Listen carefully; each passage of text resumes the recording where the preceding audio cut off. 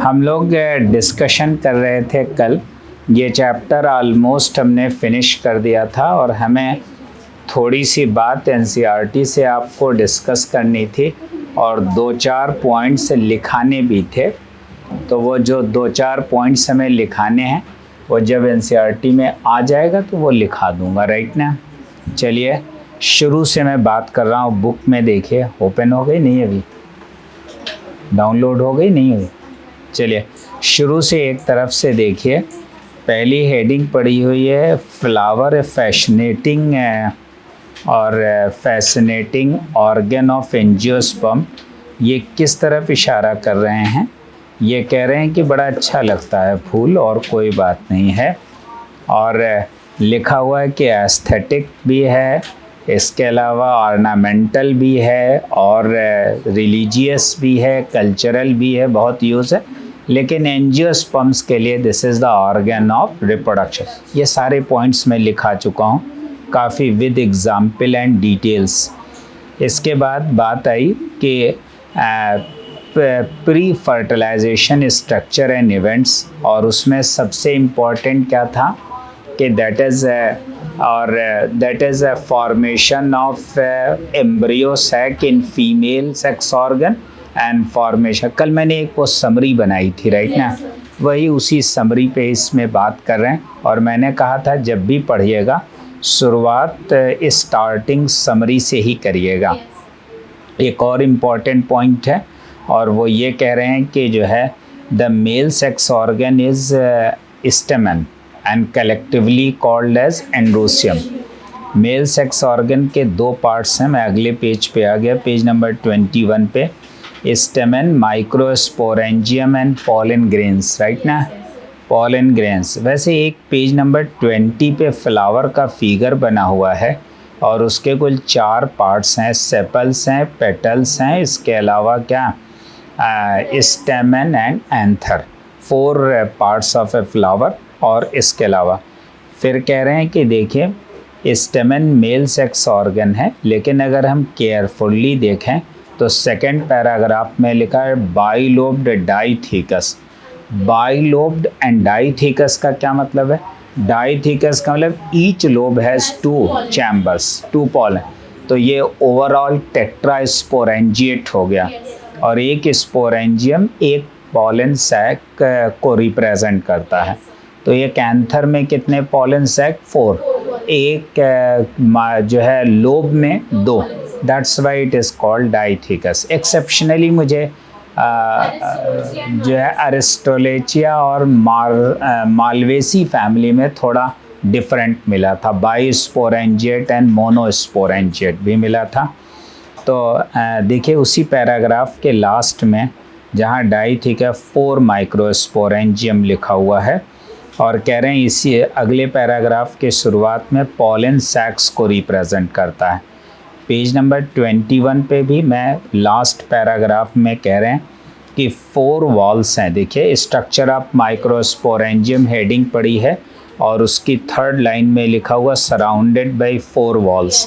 ये हम लोगों ने भी कही थी। जरा आप नाम बता देते। एपिडर्मिस है, एंडोथीसियम है और मिडिल लेयर्स एंड टेपिटम। कह रहे हैं tapetum is inner most layer और इनर मोस्ट लेयर है। और टेपिटम के बारे में एक सेंटेंस आप नोट कर लेते हैं और यहीं पे ये सेंटेंस नोट करने लायक है। लिखा है कि more than 1 nucleus, more than 1 nucleus. कहीं सेंटेंस मिला आपको बुक में? More than 1 nucleus. जो लोगों में बुक नहीं है वो कॉपी पे ही लिख लें और एक लाइन लिख लें टेपिटम, अपनी इसी कॉपी में लिख लें। ये सारे पॉइंट्स तो याद ही करने हैं, तो आप लिख लेते हैं tapetum has more than 1 nucleus. Tapetum cells have more than 1 nucleus. More than 1 nucleus. Tapetum की सेल्स में मोर देन, कॉपी पे ही कंटिन्यू कर लीजिए प्लीज़। और tapetum has more than, cells have more than 1 nucleus. हाँ कॉपी में लिख लेते बेटर, क्योंकि बाद में आप 2 चीज़ें लेके बैठोगे नहीं ना। जहाँ आप लिख रहे थे वहीं पे लिख लेते हैं। कल जहाँ एम्ब्रियो का फिगर बनाना था बनाया तो नहीं, और तो आप लिखिए, तो लिखते एक point, tapetum cells are having more than one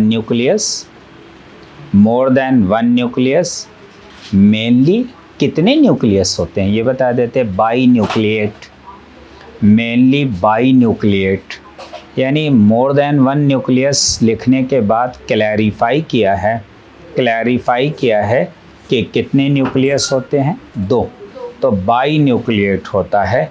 और लिखे and later on the two nucleus will fuse, क्योंकि मैंने क्या लिखाया है वो बात भी क्लियर होनी चाहिए। Later on 2 nucleus will fuse and the cell becomes tetraploid. याद है कल भी मैंने कहा था कि ये टेट्राप्लोइड हो जाएगा। और क्या टेपिटम की सेल्स कैसी होती हैं, टेट्राप्लोइड। न्यूक्लियस की सेल्स कैसी होती हैं, डिप्लॉइड। जाइगोट कैसा होता है, डिप्लॉइड। एम्ब्रियो भी diploid. Endosperm triploid. Aleurone layer is triploid. क्यों, it is the part of aleurone, जो है एंडोस्पर्म का पार्ट है। अब एक क्वेश्चन बढ़िया सा नीट का, और इसी कॉपी पे लिखिएगा,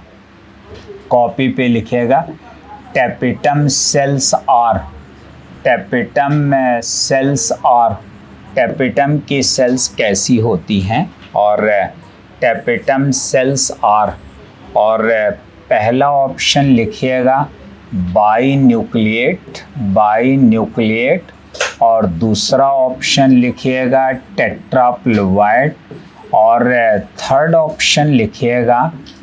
ऑप्शन लिखिएगा बोथ है, दोनों। तो आप हमें बता देते, चौथा ऑप्शन नन, तो क्या कहोगे, दोनों। आप चाहे बाई न्यूक्लिएट कहो या उसी को बाद में क्या कह दो, टेट्राप्लोइड। ये बड़ा आसान सा क्वेश्चन था ये तो, और ये बड़ा आसान सा क्वेश्चन है, लेकिन किसी दिन एग्जामिनर को सनक चढ़ेगी तो पहला ऑप्शन दे देगा बाई न्यूक्लिएट, और दूसरा ऑप्शन दे देगा टेट्राप्लोइड, और तीसरा ऑप्शन दे देगा दैट इज़ डिप्लॉइड, और चौथा ऑप्शन दे देगा नन ऑफ एबव। तब आप बाई न्यूक्लिएट करिएगा। नीट के मामले में एक बात बता दें कि जो एनसीईआरटी में लिखा है वही सही है, राइट ना, वही एप्लीकेबल है। तो इन्होंने टेट्राप्लोइड नहीं लिखा है, इन्होंने बाई न्यूक्लिएट लिखा है, तो हम क्या कहेंगे, बाई न्यूक्लिएट। लेकिन कभी आप कहोगे फिर आपने क्यों लिखा है टेट्राप्लोइड जब एनसीईआरटी ने नहीं लिखा। लेकिन मुझे ये वाला सवाल भी तो करना है, और एग्ज़ामिनर जीने तो देते नहीं, आप जानते हो, उनका जो मन में आता है वो पूछते रहते हैं। तो जिन हालात में जैसा पूछेंगे वैसा हम बताएंगे, ओके ना। अगर बोथ हो जाए तो बहुत अच्छा है, बोथ नहीं है तो कोई बात नहीं है। इसके बाद देखिए, जहाँ मैं पढ़ रहा था ये बाई न्यूक्लिएट वाला सेंटेंस, पेज नंबर 21 पे अगले पैराग्राफ में लिखा है, when the anther is young a group of compactly arranged homogeneous cells called the sporogenous tissue occupies the center of each microsporangium। ये मैं आपको डिटेल में लिखा चुका हूँ। हर माइक्रोस्पोरेंजियम में many diploid cells are present called sporogenous tissue, and all are fertile and all are undergoing meiosis, and each cell will undergo meiosis forming 4 haploid microspores। फिर 4 के चारों फंक्शनल भी होंगे, राइट ना, 4 के चारों फंक्शन। तो मुझे लगता है ये बात हो गई, कोई ऐसी चीज़ नहीं जो आप लिखने। अगले पेज नंबर 22 पर आए, और जो फिगर्स बने हुए हैं, पहले उन्होंने एक स्केच बनाया है, फिर उसका जूम किया है। आप देखिए वो चारों लेयर्स दिखाने की कोशिश कर रहे हैं। एपिडर्मिस है, एंडोथीसियम है, मिडिल लेयर्स है, माइक्रोस और क्या है, टेपिटम है, और सेंटर में जो डॉट डॉट रेड कलर का न्यूक्लियस है, एक माइक्रोस्पोरेंजियम में कितने स्पोर मदर सेल? मेनी। कितने होते हैं? मेनी। मैंने एक न्यूमेरिकल किया था 5 या 10 लेकर, 5 या 10 ले। तो जब मेनी है तो कोई भी एक क्वेश्चन किया जा सकता है इस तरह से, राइट ना। तो ये इम्पोर्टेंट बात थी। फिर आ गए, कह रहे हैं कि इस अगले पैराग्राफ में देखिए, फिगर के नीचे लिखा हुआ है सेकंड लाइन में, और second line, each one is a potential pollen और माइक्रोस्पोर मदर सेल। अब आप ध्यान से सुनिएगा, ध्यान से सुनिएगा। मैंने आपसे कहा कि ये पॉलन मदर सेल है, क्योंकि ये नीट के एग्ज़ाम के लिए जब मैं आपसे बात करूँगा तो ये सेंटेंसेस पकड़े जाते हैं कि क्या कहा है एनसीईआरटी ने, राइट ना। तो अब देखिए, ये पॉलन मदर सेल है, डिप्लॉयड है, ये मियोसिस करेगा तो 1 2 3 4 माइक्रोस्पोर बनाएगा, और each microspore will form 1 pollen grain, और एक पॉलन ग्रेन बनाएगा ईच माइक्रोस्पोर, राइट ना, पॉलन ग्रेन। तो आपसे हमसे पूछा जा रहा, पॉलन ग्रेन तो ये है, pollen grain is haploid, microspore is haploid, ये हैप्लॉइड है। पूछा जा रहा है इसका नाम क्या है, पॉलन मदर सेल या पोटेंशियल पॉलन। पोटेंशियल पॉलन का मतलब होता है जो पॉलन ग्रेन बनाने की कैपेबिलिटी रखता हो। तो कौन किसको कहते हैं? क्योंकि जब हमसे पूछा जाएगा पोटेंशियल पॉलन ग्रेन किसे कहते हैं, तो कभी मन में आ सकता माइक्रोस्पोर्स को कहते हैं, नहीं, that is pollen mother cell. तो एक लाइन आप और लिख लेते हैं, आप लिखिए कि the pollen mother cell is diploid, pollen mother cell is diploid. थोड़ी मैंने लैंग्वेज चेंज किया जिससे थोड़ा हम क्लियर रहें अपनी बात को लेकर, राइट ना। Pollen mother cell is diploid, diploid है, ओके, डिप्लॉयड है, और and diploid and called potential pollen, called potential pollen, potential pollen, potential pollen which has capability to form the pollen grain, which has capability to form the pollen grain। और अब examiner हमसे question क्या पूछेगा, कैसा पूछेगा, जानते हैं क्या पूछेगा? कि कहेगा, और जानते हैं क्या पूछेगा, कहेगा कि जो है पोटेंशियल पॉलन आप डिप्लॉयड सेल है कि हैप्लॉयड है? Diploid cell. पोटेंशियल पॉलन कैसी सेल है? Diploid cell. ये बताइए, potential pollen pollen mother cell को कहते हैं कि माइक्रोस्पोर को कहते हैं? पॉलन मदर सेल को कहते हैं, ओके ना।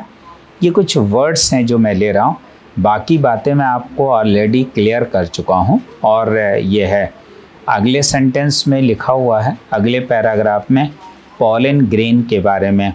आप कहोगे पॉलन ग्रेन है क्या, तो आप कह ही चुके हैं, जब हैप्लॉयड हो जाता है each and everything is called gametophyte.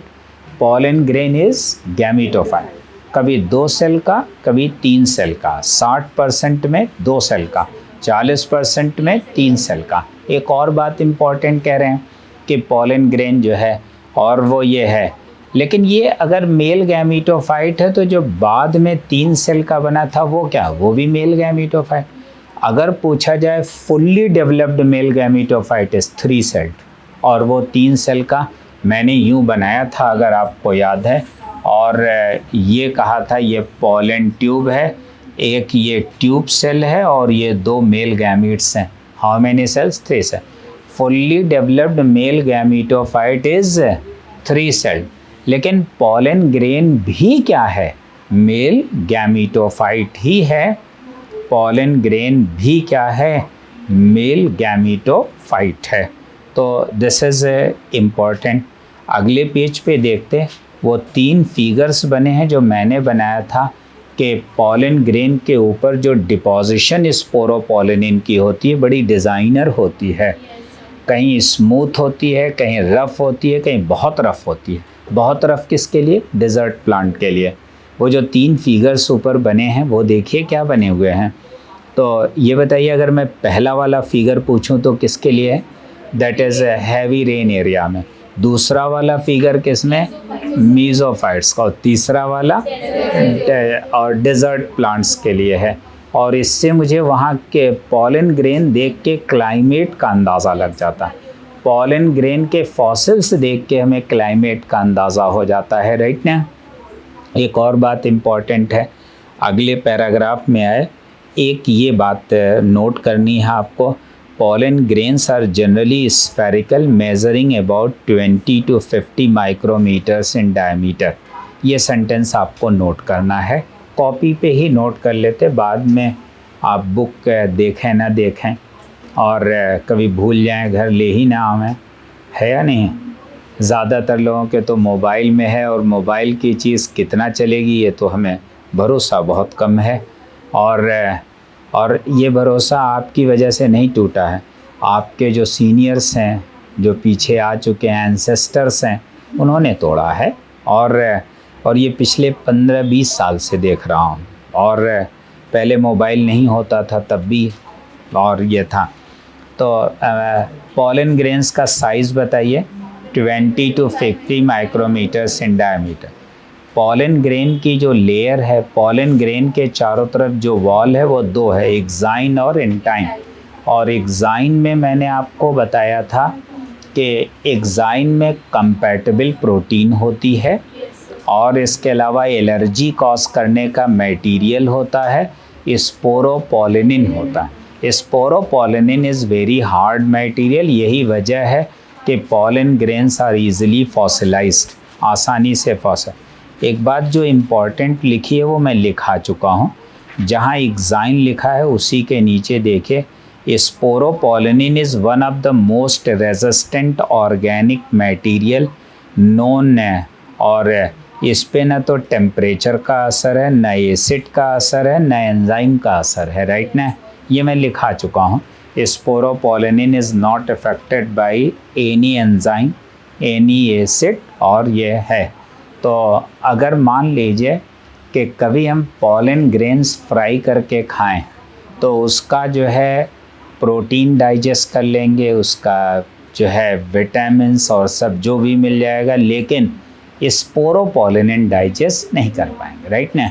आगे चल के हम लोग चैप्टर 10 में एक जगह पढ़ेंगे बीओडी, बायोकेमिकल ऑक्सीजन डिमांड। एक टर्म है क्या, बायोकेमिकल ऑक्सीजन डिमांड।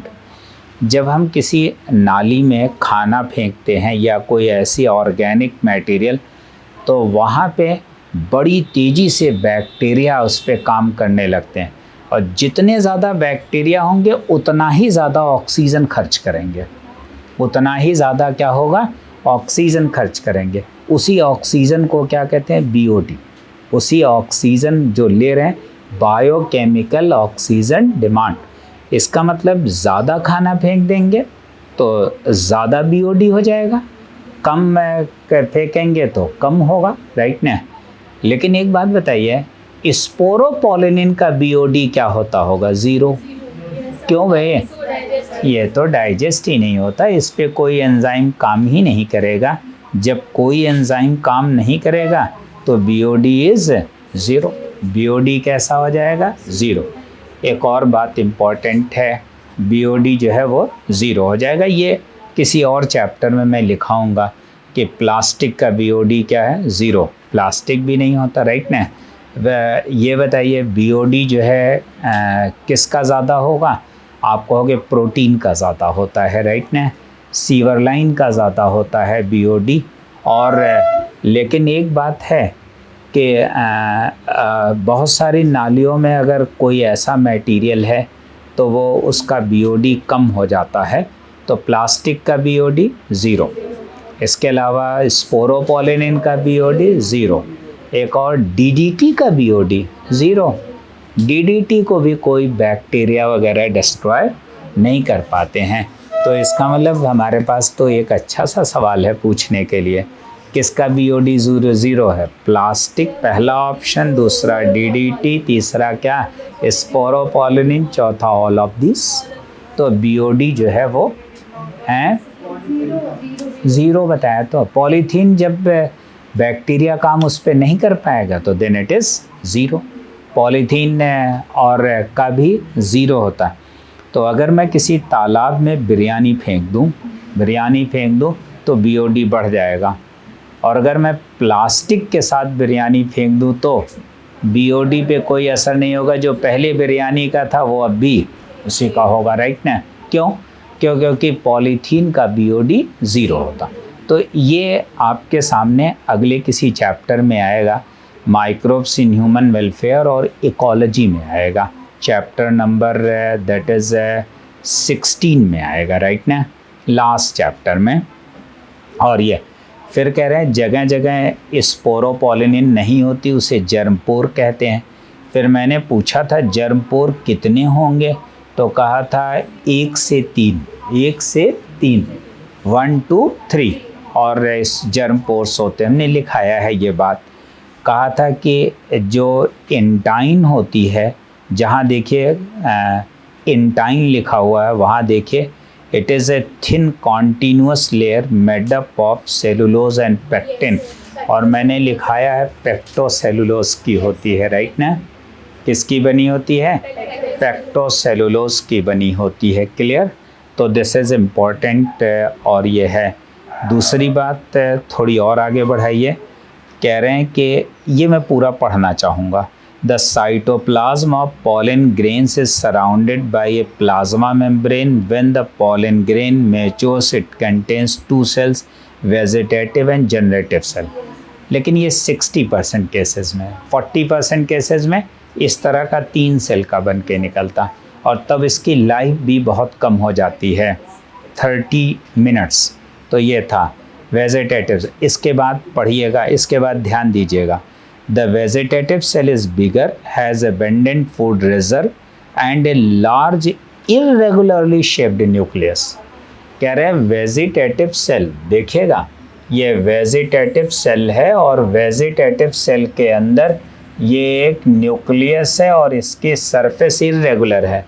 इसका मतलब जल्दी ही ये डीजेनरेट कर जाएगा। इरेगुलर का मतलब टूटता हुआ है, तो इसलिए, और हमें दिख रहा था ये डीजेनरेट। तो हमने पूछा था एक बार फर्टिलाइजेशन में ट्यूब सेल के न्यूक्लियस का क्या रोल है, तो कहा था ये इट विल डीजेनरेट सून, और जल्दी। अब इसके बाद देखिएगा ध्यान से।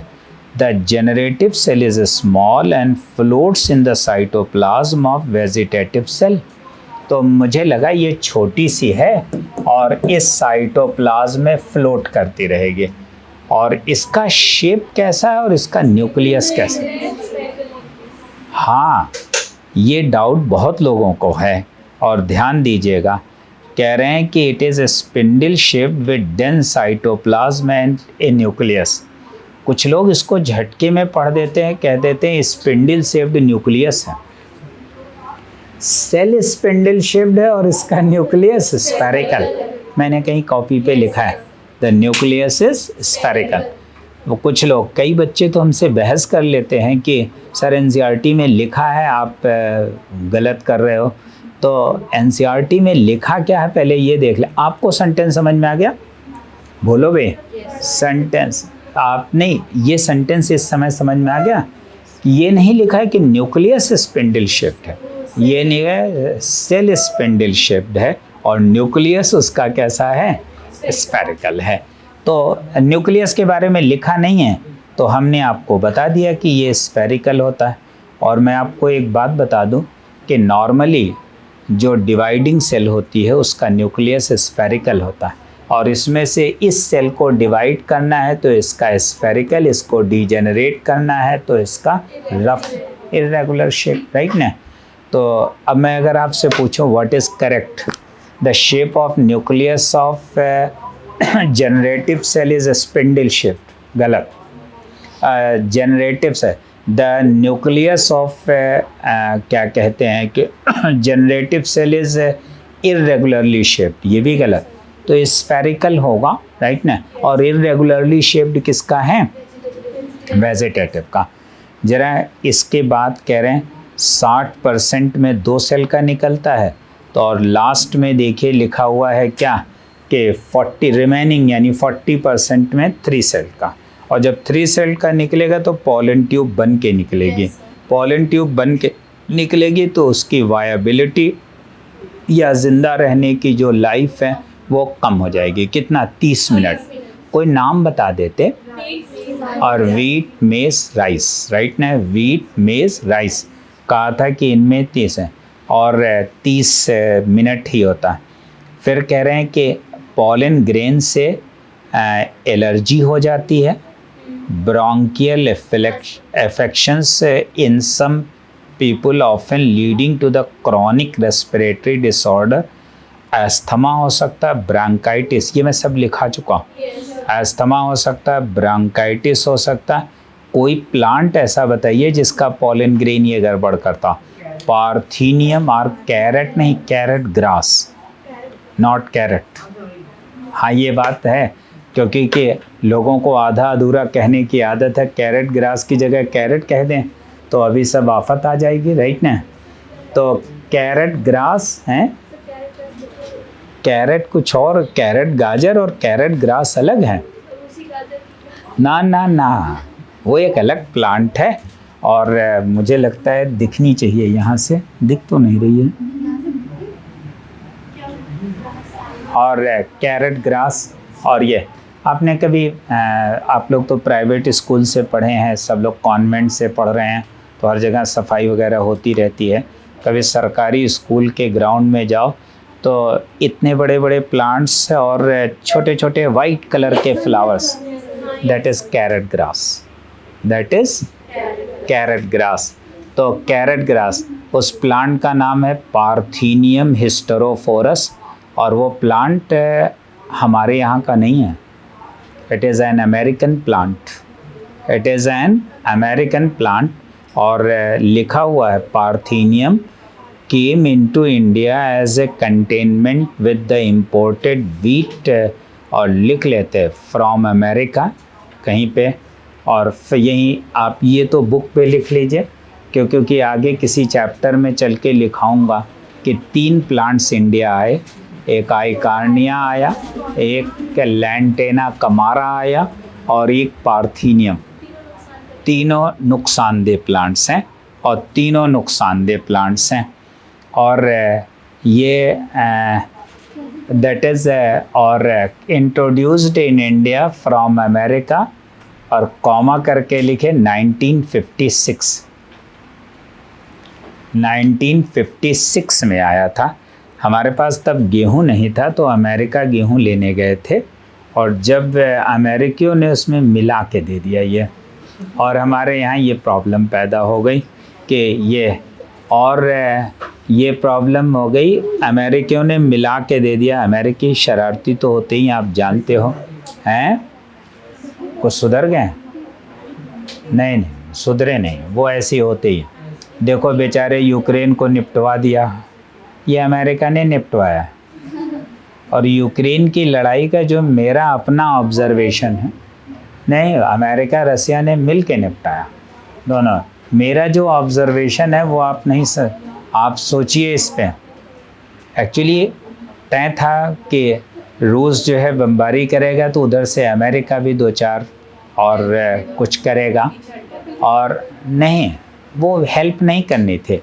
पिछले जो लास्ट लड़ाई लड़ी थी 92 में अमेरिका ने लड़ी थी, गल्फ़ में लड़ी थी अमेरिका, और लोगों ने जो भी मिलके लड़ी थी, तो वो भी लड़ाई नहीं लड़ी थी। इराक और अमेरिका का क्या कंपैरिजन था? कोई लड़ाई तो थी नहीं, कोई कंपैरिजन नहीं था। वो डेमो दे रहे थे अपने हथियारों का, वो पूरी दुनिया खरीदे। और ये यूक्रेन में भी दोनों के बीच तय था डेमो देने का, लेकिन वो फंस गया बेचारा यूक्रेन का वो जो प्रेसिडेंट है वो शरीफ आदमी है, आर्टिस्ट था, पॉलिटिशियन भी नहीं था, बहुत शरीफ आदमी है, तो वो बेचारा फंस गया उसमें। वरना ये तय था कि दोनों इधर उधर थोड़ा बहुत गिराएंगे, डेमो देंगे, पूरी दुनिया खरीदेगी कि किसका हथियार अच्छा। भाई देखो, मिसाइल का डेमो कैसे दें, है या नहीं? भाई मिसाइल का डेमो कैसे दें? और सब आदमी कहते दिखाओ कितना अच्छा है। तो इस तरह के खुले मैदान में कहीं कुछ करना तो होगा। तो ये प्रोग्राम पूरा डेमो का था, वो कुछ गड़बड़ हो गई। कोई ज़रूरी है कि सब प्रोग्राम फिट ही बैठ जाएं। और ये सुनिए प्लीज़, तो कह रहे थे कि ये अमेरिका से आया 1956 में। लेकिन एक बात है, क्या ये प्लांट अमेरिका में नुकसान नहीं पहुंचा रहा लोगों को? नहीं पहुंचा रहा। ये प्लांट अमेरिका में लोगों को नुकसान नहीं पहुंचा रहा, हमारे यहाँ नहीं। नेचर का एक रूल है, नेचर का एक रूल है, और each and every species is prey and predator. Prey and predator, इसका मतलब हर स्पीशीज दूसरे को नुकसान पहुंचाती है और उसको ख़त्म करने वाले भी नेचर में मौजूद। Prey and predator, prey and predator. आप कहोगे ह्यूमन बीइंग, आमतौर से मोहल्ले में मान लीजिए कोई आपको सता रहा हो तो लोग क्या कहते हैं, तुम्हें भी कोई मिलेगा। इसका मतलब उसका भी प्रीडेटर मौजूद है। बोलो भाई, उसका भी प्रीडेटर। और अगर नहीं कोई मिलेगा तो ऊपर वाला देखेगा, सबसे बड़ा प्रीडेटर वही है, राइट ना। तो इस तरह से है। तो अमेरिका में, लेकिन एक बात है, आप लोग तो बहुत शरीफ बच्चे हैं, अभी घर से आते जाते हो, घर से आते जाते हो। हज़रतगंज में जो बच्चे हॉस्टल में रहते हैं, जो लोग ऑनलाइन सुन रहे हैं वो कुछ कहें, इसको अन्यथा न लें। और तो जो लोग हज़रतगंज में रहते हैं हॉस्टल में, बड़ा फ्री रहते हैं, जब चाहते हैं तब सहारागंज चले जाते हैं, जब चाहते हैं तब जो है। और ये, लेकिन जब होम डिस्ट्रिक्ट में थे, होम टाउन में थे, तब ऐसा नहीं कर पाते थे। क्यों? क्योंकि जिधर से गुजर जाते थे मोहल्ले का कोई ना कोई देख लेता था, कहता कहाँ जा रहे? सब नेचुरल प्रीडेटर्स घुमा करते वहाँ। पता चला चाचा जी अलग टहल रहे हैं, बुआ जी अलग टहल रही हैं, और सब नेचुरल प्रीडेटर्स, उनसे डर लगा रहता था, उनसे डर लगा रहता था। आप समझ रहे हैं ना। तो इसलिए बहुत ज़्यादा एक्सपेंड नहीं कर पाते थे। लेकिन लखनऊ में कोई प्रीडेटर रहा ही नहीं। जो बच्चे लखनऊ आ गए, कोई प्रीडेटर ही नहीं, जहाँ चाहे वहाँ को हम घूमें। तो इसीलिए कभी कभी हज़रतगंज की सड़कों पे मैं घूम लिया करता हूँ, और ये बताने के लिए कि जो है बच्चे कहते हैं कि ये कहीं दिख सकते हैं, तो बाकी और कोई दिखता नहीं। तो आप नेचुरल प्रीडेटर होने के नाते वहाँ ये प्लांट नुकसानदेह नहीं है। क्यों? प्रीडेटर इनको ख़त्म कर देता है। लेकिन यहाँ ये यहाँ के प्लांट नहीं है, तो यहाँ नेचुरल प्रीडेटर नहीं है उसके, राइट ना। तो यहाँ नहीं है। इस तरह से अगले सेंटेंस, अगले पेज पे देखते हैं। pollen grains can be used as pollen grains can be used as food supplement to increase the performance of, last line पहले एक पैराग्राफ की, performance of athletes and horses. ये है। और जो फ़ोटो बने हैं वो भी मुझे दिख रहे हैं क्या, और टैबलेट्स, इसका मतलब can be used as medicine, और ब्यूटी क्रीम भी बनी हुई है, तो can be used as beauty cream, right ना। तो they are used as supplement, और क्या, ब्यूटी क्रीम, और क्या, मेडिसिन के तौर पे इस्तेमाल हो सकते हैं। आगे देखिए एक पैराग्राफ, अगले पैराग्राफ में लिखा हुआ है 6वीं लाइन में कि pollen grains lose viability within 30 minutes of their release and in some members of और किसकी किसकी बात की है, राइस एंड वीट, हमने मेज़ बढ़ा के लिखाया है, राइट ना, और बार्ली भी लिखाया है। तो इस तरह से एक बात और इम्पॉर्टेंट लास्ट में लिखा हुआ है, pollen banks at -196 degree Celsius, ये भी मैं लिखा चुका हूँ, राइट ना। एक बात और है इम्पॉर्टेंट, फिर कह रहे हैं फीमेल सेक्स ऑर्गन के अंदर जो गैमीटोफाइट बनेगा that is called embryo sac. देखिए ओवरी के बारे में जिक्र है जो आप पढ़ चुके हैं। It is stigma, style and ovary, 4 parts हैं इसके। Stigma is the landing platform of pollen grains after pollination, ये मैंने आपको बताया एज इट इज़, यही सेंटेंस लिखाया है, it is the landing platform में। और यह है ओवरी स्वेलन पार्ट है, उसके अंदर एक प्लेसेंटा होता है, प्लेसेंटा ही ओव्यूल बनाता है। अगर प्लेसेंटा है तो ओव्यूल है, ओव्यूल है तो प्लेसेंटा ज़रूर होगा। मैंने इस पे एक सवाल पूछा था, पार्थिनोकार्पी करानी है, तो आप कहोगे प्लेसेंटा और ओव्यूल खाना हो तो ना कराइएगा। और वाटरमेलन में क्या खाते हैं, प्लेसेंटा। कभी किसको मिला था बिना बीज का तरबूज, तो बिना बीज का तरबूज मुझे तो नहीं मिला, राइट ना, मुझे तो नहीं मिला। तो हैं?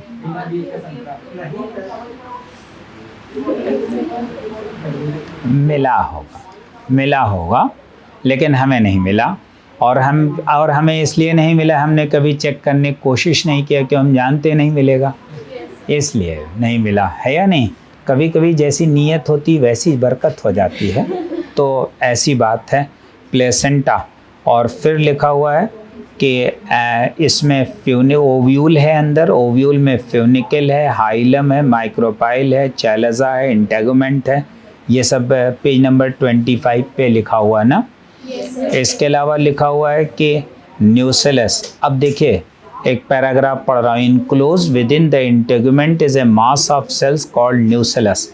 मैंने कल भी ये पूछा था, the central mass of ovule having diploid cells is nucellus and sterile, and only one cell is fertile, that is called megaspore mother cell, right ना, and it will undergo meiosis, और क्या बनाएगा, embryo sac या female gametophyte, and the embryo sac is कितने cell का है, और 7 celled and 8 nucleate।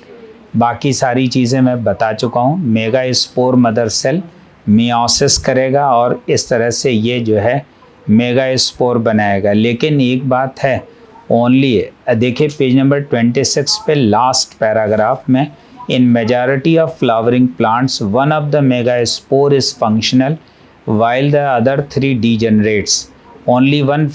तो ये एम्ब्रियो सैक या फीमेल गैमीटोफाइट बनाता है, इसे मोनोस्पोरिक कहते हैं। लेकिन अगर आप याद दिलाते हैं हमें, ऑनियन में क्या था, बाइस्पोरिक। फ्रेटिलेरिया में क्या था, टेट्रास्पोरिक था। और इस तरह से कुल मिला के 16 टाइप किसने स्टडी किया था, P Maheshwari, father of embryology, और इन्होंने स्टडी किया था। और इसके अलावा क्या कह रहे हैं, पहले 2 न्यूक्लियस, फिर 4 न्यूक्लियस, फिर 8 न्यूक्लियस, और एम्ब्रियो सैक बन जाएगा। देखिए जहाँ लिखा हुआ फीमेल गैमीटोफाइट और embryo sac, observe the distribution of cells inside the embryo sac. 6 of the 8 nuclei are surrounded by cell wall, और मैंने भी लिखा है 8 न्यूक्लियस में से 6 के चारों तरफ साइटोकाइनेसिस होती है, cell wall, and organized into cells. The remaining 2 nuclei called polar nuclei, और वो सेंट्रल सेल। तो मैंने कहा था central cell is binucleate, लेकिन मैंने कहा था 2n लिखें कि n+n लिखें, n+n, 2n नहीं लिख सकते ना, 2n नहीं लिख सकते, क्यों, अभी फ्यूज़ नहीं हुआ। लेकिन मैंने कहा था फर्टिलाइजेशन से पहले ये फ्यूज़ हो जाएगा, that is called secondary nucleus, और वो डिप्लॉयड हो जाएगा जब फ्यूज़ हो जाएगा। तो इस तरह से बन गए। एग ऑपरेटस में 3 सेल्स हैं, 2 सिनर्जिड्स और एक क्या, एग सेल, और हर सिनर्जिड के पास फिलीफॉर्म ऑपरेटस है, लेकिन इस्तेमाल एक ही होगा जो पहले डीजनरेट कर जाएगा। कुल मिला के 8 न्यूक्लिएट, 7 सेल्ड है। और मैंने कल आपसे बात किया था किसका क्या फ्यूचर है, दोनों सिनर्जिड्स अल्टीमेटली डीजनरेट कर, तीनों एंटीपोडल सेल्स डीजनरेट कर जाएंगे। बचेगा क्या, एक सेंट्रल सेल जो कन्वर्टेड इनटू पीईसी, और एक सेल कन्वर्टेड इनटू जाइगोट में कन्वर्ट हो जाएगा। फिर एक पॉलिनेशन ये टॉपिक है, ये हम लोग अभी एकदम लास्ट में पढ़ेंगे आज ही। और एक है आउट ब्रीडिंग डिवाइसेस, ये मैंने नहीं लिखा है ना, हाँ इस पे बात करनी है, और ये है। फिर पॉलन पिस्टिल इंटरेक्शन, ये मैंने लिखाया, और मैंने ये भी लिखा है पॉलन पिस्टिल इंटरेक्शन में, अगर आप याद करिए तो क्या लिखाया है, पॉलन पिस्टिल इंटरेक्शन में ये यही जगह है जहाँ पॉलन ग्रेन का एक्सेप्ट या रिजेक्ट होगा, और कई दौर के डायलॉग्स होंगे, और डायलॉग्स किस फॉर्म में, केमिकल या कंपैटिबल प्रोटीन के फॉर्म में होंगे, राइट ना। तो this is pollen pistil interaction. लेकिन जब एक्सेप्ट हो जाएगा पॉलन ग्रेन, तो ये अंदर नहीं जाएगा, यहीं जर्मिनेट करके पॉलन ट्यूब। मैंने कहा कितने पॉलन ग्रेन्स एक्सेप्ट हो सकते हैं, मेनी। कितने पॉलन ट्यूब्स पेनिट्रेट कर सकते हैं, मेनी। और लेकिन ओव्यूल के अंदर एक है, ओव्यूल के अंदर इंटर कहाँ से करेंगे, 3 रास्ते हैं, कौन डिसाइड करता है? ऑप्ट्यूरेटर। लेकिन कहीं से भी ओव्यूल के अंदर इंटर करें और कहीं से भी इंटर करें तो चैलेजल एंड से फिलीफॉर्म ऑपरेटस की मदद से इंटर करेंगे, राइट ना। कल मैंने ये दोनों पॉइंट अलग अलग लिखाए थे। और इसके अलावा फिर कहा मैंने कि ये पेज नंबर 32 पे कह रहे हैं कि लास्ट में देखिए पॉलन ट्यूब ले जाएगी और इस तरह से, राइट ना, ओवरी तक पहुंचाएगा। और तो ये सारी बात थी। इसमें जो पॉइंट्स लिखे हैं वो हम आपको सब लिखा चुके हैं। और ये अगले पेज पे आइए, पेज नंबर 33 पे। पेज नंबर 33 पे सेकेंड पैराग्राफ पढ़ रहा हूँ। You can easily study pollen germination by dusting some pollen from flowers such as pea, chickpea, crotalaria, balsam or vinca on a glass slide containing a drop of sugar solution about 10% or after about 15 to 30 minutes. Observe the slide under the low power lenses of the microscope. आपको pollen tube दिख जाएगी। और ये आपने ये काम किया है तो ये थोड़ा से याद रखने वाली बात है। और कह रहे हैं कि क्रोटोलेरिया का ले लीजिए, पी का ले लीजिए, विनका का पॉलन ग्रेन ले लीजिए, एक स्लाइड पे ले लीजिए, उस पर शुगर सॉल्यूशन ले लीजिए, राइट ना। तो और शुगर सॉल्यूशन, ये एक सेंटेंस कॉपी पे लिखेंगे क्या? इसका एक सेंटेंस लिख लेते हैं। आप लिखे कि pollen grains of many plants, pollen grains of many plants, pollen grains of many plants, many plants or can germinate on a slide,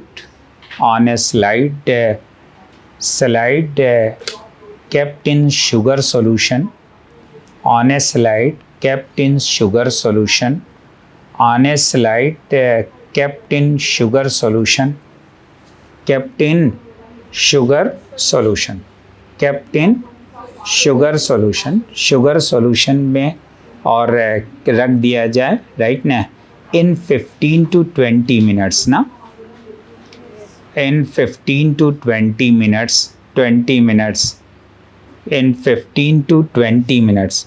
और ये मैंने लिखाया है एक और सेंटेंस लिखाने के लिए, एक और सेंटेंस लिखाने का, राइट ना। फुल स्टॉप करके लिखे, फुल स्टॉप करके लिखे।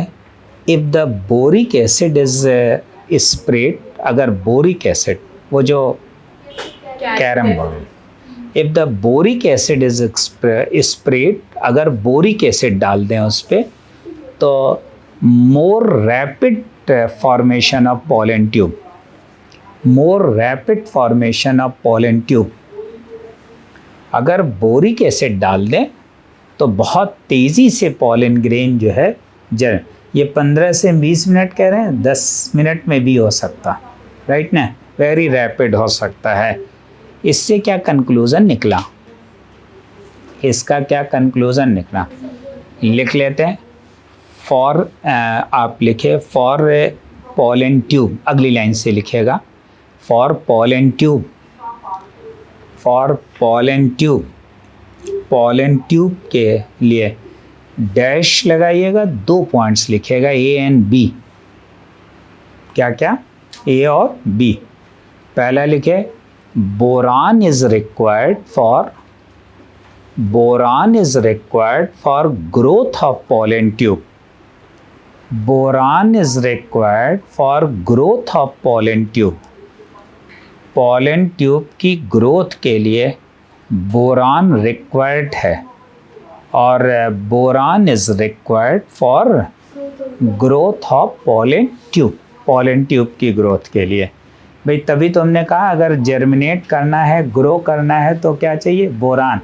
और बोरान किस में पाया जाता है? बोरिक एसिड में। छिड़क दीजिए, देखिए बड़ी तेज़ी से हो जाता है।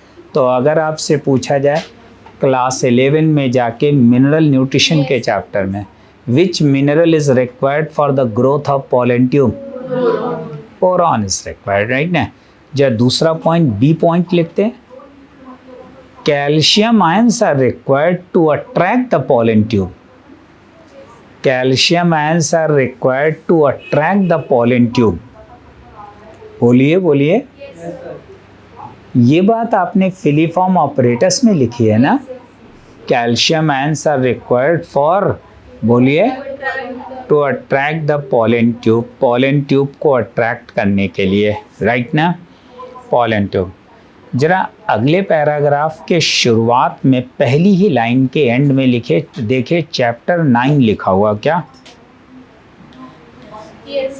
चैप्टर 9। तो क्या तय किया? अगले 2 पैराग्राफ हम चैप्टर 9 में ही पढ़ेंगे। 2 बार क्यों पढ़ें? और एक्चुअली ये जेनेटिक्स का पार्ट है, चैप्टर 5 में डिस्कस करूँगा, राइट ना। जेनेटिक्स का पार्ट है, चैप्टर 5 में डिस्कस करूँगा। अभी हमारी आपकी समझ में आएगा भी नहीं। और इस तरह से, राइट ना। फिर लिखा हुआ डबल फर्टिलाइजेशन, बहुत बढ़िया से बात हुई। Double fertilization is the unique property of angiosperm. Double, अच्छा, पॉलन ट्यूब किस में बनती है? जिम्नो एंजियो दोनों में। अच्छा, तो पॉलन ट्यूब दोनों में बनती है, लेकिन डबल फर्टिलाइजेशन किस में होता है? एंजियो में। तो ये बताइए एंजियोस्पर्म का एंडोस्पर्म कैसा होगा? ट्रिप्लॉइड। जिम्नोस्पर्म्स का एंडोस्पर्म हैप्लॉइड कैसा होगा? हैप्लॉइड। हैप्लॉइड होता है, फर्टिलाइजेशन नहीं हुआ तो गैमीटोफाइट में से एक सेल डेवलप कर गई, तो then it is haploid, right ना।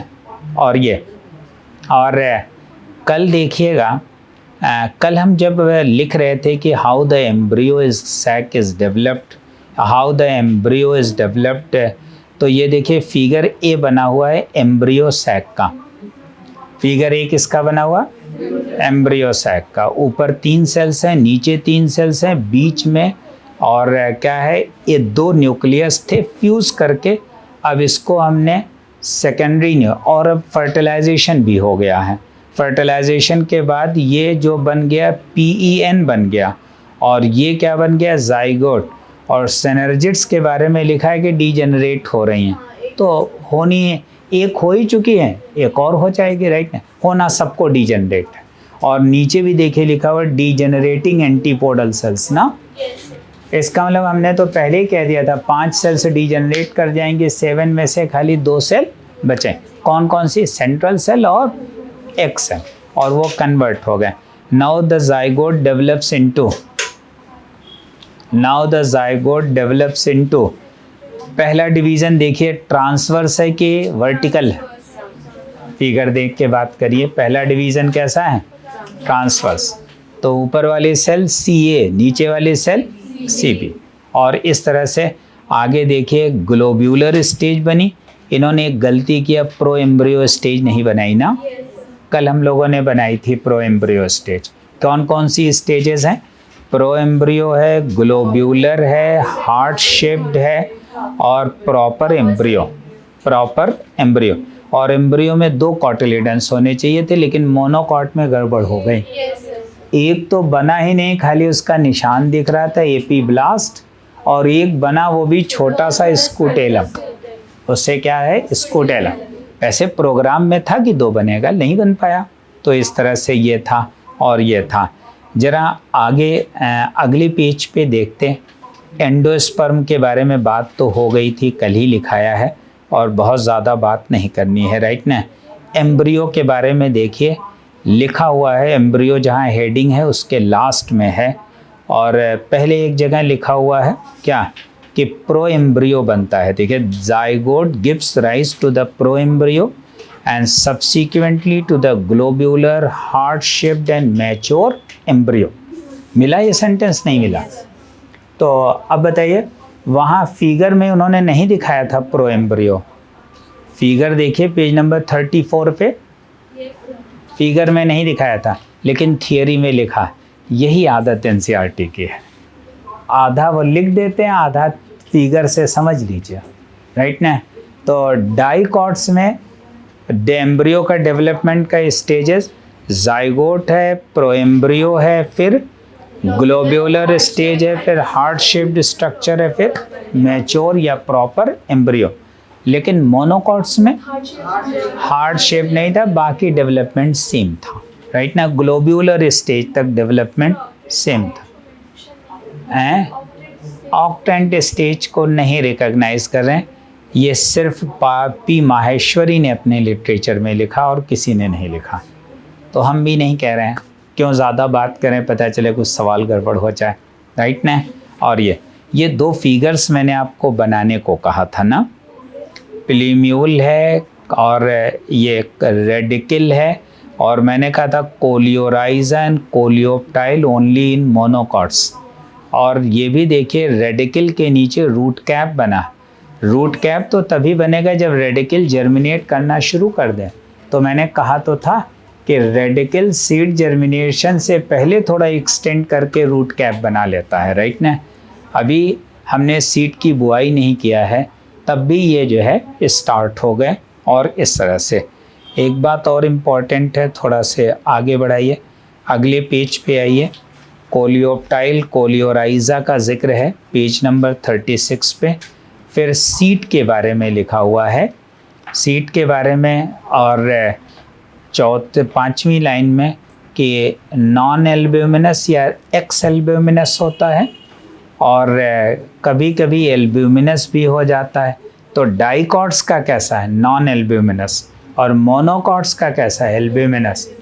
लेकिन कुछ प्लांट्स हैं जिनमें पेरीस्पर्म बचा रहता है, नहीं, न्यूसेलस का पार्ट। आप चाहें तो तीसरा कह दें पेरीस्पर्मस सीड, क्या कह दें, पेरीस्पर्मस सीड कह दें। पेरीस्पर्मस में हमने काली मिर्च बताया था ना, और पपाया में भी था, तो पपाया में भी था। और इस तरह से ज़रा देखिए, जहाँ पेरीस्पर्म लिखा उसके पहले क्या लिखा है, occasionally in some seeds such as black pepper and beet remains of nucellus are also persistent, का मतलब बचे होना, और उसी को क्या कहते हैं, पेरीस्पर्म कहते हैं।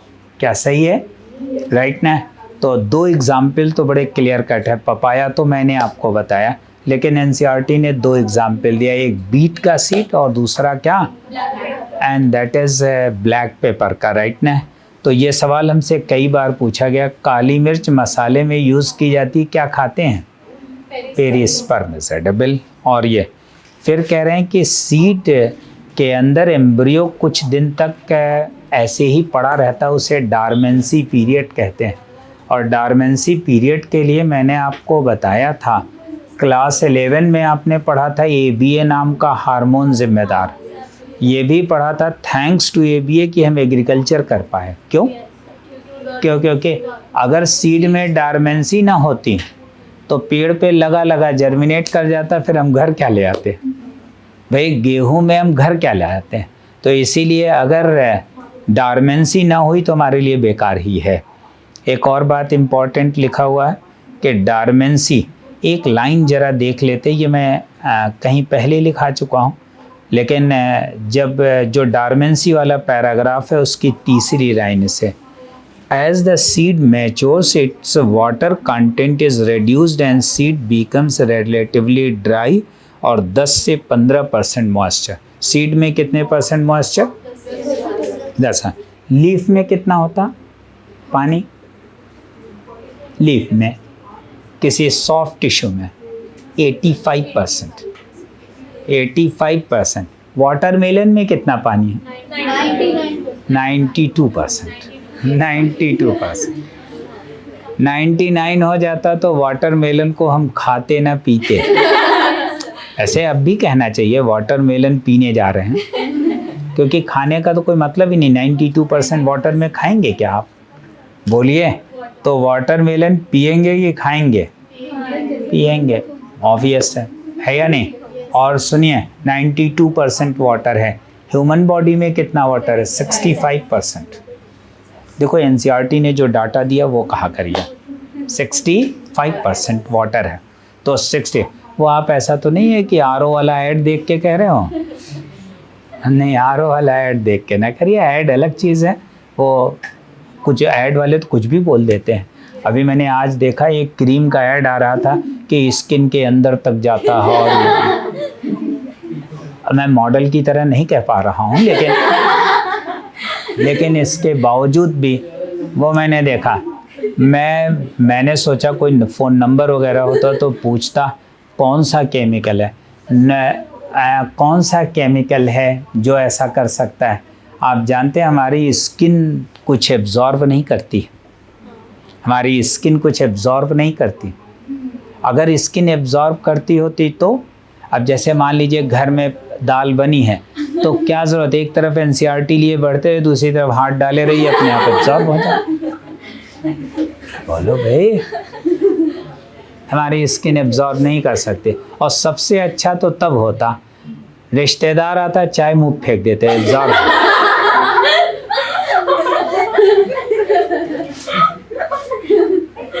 नहीं, एब्जॉर्ब कर लेता, अच्छा शिकायत भी नहीं कर सकता फिर। तो ये है,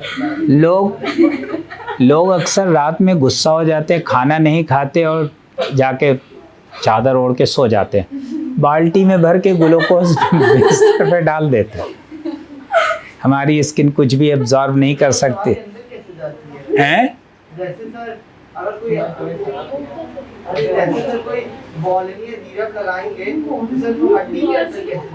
हाँ, यही तो मैं भी सोच रहा हूँ, यही तो मैं भी कह रहा हूँ आपसे, यही सोच भी रहा हूँ कि ये कैसे जाएगा। देखो 90% तो बात साइकोलॉजिकल है कि बाम लगाओ अभी दर्द बंद हो जाएगा, नहीं, साइकोलॉजिकल है और कुछ नहीं। 90% आप समझ रहे ना। और जो 10% है, देयर आर, देखिए पता नहीं विंटर सीजन में आपने क्रीम खरीदी कि नहीं खरीदी? आजकल नई क्रीम आई थी जजोबा वैक्स की। ऑयल नहीं होता, वैक्स होता।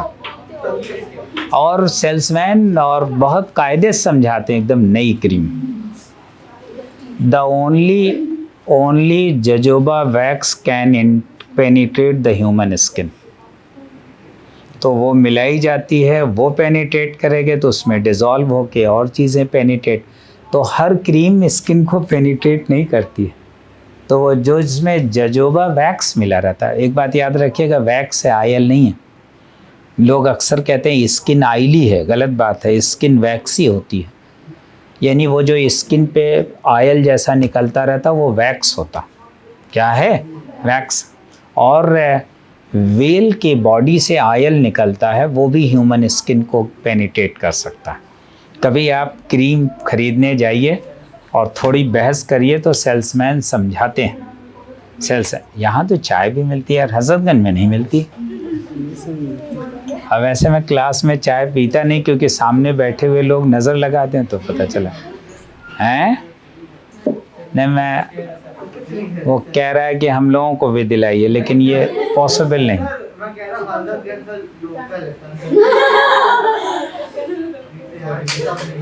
ऐसा ना लो यार, सब लोकल है वहाँ। नहीं, ऐसा नहीं है, ऐसा नहीं है। वहाँ एक चाय है, वो शर्मा जी की चाय बहुत फेमस है, और जो लोग पीते हैं तो वही पीते हैं। कोई वजह है? बहुत बढ़िया होती है, बहुत पुरानी है। तो जो पीते हैं तो फिर कहते हैं वहीं चलो, वहीं चलो। और एक कपूरथला चौराहे पे भी एक ठेला लगाता है, उसके यहाँ भी परमानेंट ग्राहक हैं। एक दिन मैंने पिया और मैंने उससे पूछा कि बाराबंकी के रहने वाले हो? उसके कान खड़े हो गए। उसने कहा ये क्या बोल? मैंने कहा नहीं, वहाँ अब पहले बताओ। तो कह रहा नहीं, अब बाराबंकी के नहीं। हमने कहा अफीम की खेती तो वहीं होती है। तब वो समझ गया कि मैंने ये बात समझ ली है। तो वो एक अच्छा, दूसरी, चाहे आप चाय पीजिए, पी लिया एक दिन में एडिक्शन थोड़ी। और दूसरी, आप एडिक्शन की बात कर रहे हैं, आप इसकी बात कर रहे हैं। आमतौर से जो है, हमें तो बचपन में ही पिलाया गया था और सबको पिलाया गया था। आज कोई अफीम खाने लगे तो पेरेंट्स कहते हैं ये हमारा लड़का बड़ा ख़राब हो गया। और बचपन में जब हमें होश नहीं था तब हमें पिलाया गया था। ये जो पोस्ता दाना है, अफीम का ही तो सीड है। खसखस कहते हैं, पोस्ता दाना, और उसकी बच्चों को खीर पिलाई जाती, बहुत रोता है, पिला दो सोए। तो बचपन में सबको पिलाई गई थी, पूछ के देखिएगा, सबको पिलाया गया था। वो रात भर रोओगे तो क्या करेगा, कोई पिला देगा, सो, राइट ना। तो यही होगा। सुनिए प्लीज, ये पॉइंट थोड़ा से हमें डिस्कस करना है कि fruit, the ovary is converted into fruit, ovary. और ये मुझे लगता है मैंने इसलिए छोड़ दिया था कि फ्रूट और सीड हम लोग मॉर्फोलॉजी में क्लास 11 में डिटेल में पढ़ चुके थे। और मैं एक बार बता दूं कि the fruit wall is called pericarp, और पेरिकार्प के 3 लेयर्स होती हैं, epicarp, mesocarp, endocarp. Normally endocarp is very hard, endocarp is very hard, चाहे आप नारियल की कह लीजिए चाहे मैंगो की कह लीजिए, एंडोकार्प इज वेरी हार्ड। और उसके बाद जो है मीजोकार्प इज नॉर्मली फाइबरस होती है, एंड और फाइबरस होती है। अच्छा, मैंगो जैसे जो है कोकोनट में तो फाइबरस ही थी। एक बात बताइए, मैंगो में क्या खाया था आपने, एपिकार्प की मीजोकार्प? मीजोकार्प एंड एपिकार्प दोनों खाया था। अचार नहीं खाया था क्या? कच्चा आम खाते समय लोग पूरा ही खा जाते हैं, बोलिए। और तो और मैं प्रैक्टिकली मैं पूछ रहा हूँ, और मेरा तो मानना है कि जब आप पके आम भी खाइएगा तो मैं छिलके के खाइएगा, it works like salad, roughage का काम करता है। तो 2 in 1 है या नहीं, और 2 in 1 और काम आ जाएगा, और क्यों फेंकें हम कोई चीज़। और दूसरी एक बात बताइए, मीजोकार्प इसका आपने कहा फ्लैसी होता है, हमें तो लगता फाइबरस होता, कभी उसकी, अरे मेरी बात तो सुनिए, कल आम लेके आइएगा आप, मैं उसको दिखा दूंगा। कभी आप उसकी गुठली चूसने की कोशिश करिए, सारे फाइबर्स निकल के आ जाते हैं, तो इसका मतलब फाइबरस है, बोलिए। मीजोकार्प तो ज़्यादातर फ्रूट्स में फाइबरस होता है, ये मैंने 11th में लिखाया है।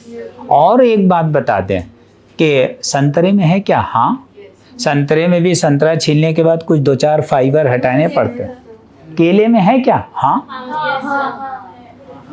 तो केले में भी है। तो ज़्यादातर फ्रूट्स में मीजोकार्प इज फाइबर। जो एग्जाम्पल सामने दिख रहा वो मैंने आपको बता दिया। हैं? नहीं, अब बहुत सारे फल हैं, कितने गिनाऊंगा मैं। और एप्पल में नहीं होता, तो apple is not true fruit, it is false. सुनिए, अगर ओवरी से डेवलप होता है तो then it is called true fruit, और अगर ओवरी के अलावा तो थैलेमस से हो सकता है, and thalamus that is called false fruit. लेकिन एक बात बताइए, ये जो एप्पल की एक यूनिट आप लेते हैं वो फॉल्स फ्रूट है, ट्रू फ्रूट है? फॉल्स है, ट्रू है? दोनों है, दोनों है, दोनों है। सुनिए, ध्यान रखिएगा, मैंने आपसे पूछा, आप एक्चुअली आपका ध्यान खाली एप्पल खाने पे है, तो edible part is false fruit, right ना। ये देखिए, उसकी ओवरी थी, ये ओवरी, और ये सीड एंड फ्रूट, और ये फ्लैसी पार्ट था। तो वो जो फ्रूट था उसके अंदर ट्रू फ्रूट मौजूद था, ट्रू फ्रूट मौजूद था, जिसे हम नहीं खाते। तो हमसे आप अक्सर ये बता रहे हैं edible part is false fruit, लेकिन मैंने पूछा एप्पल की जो यूनिट आपके पास है वो क्या है? दोनों है, फॉल्स फ्रूट भी है और ट्रू फ्रूट भी है। अब क्लियर है ना मेरी बात? क्लियर?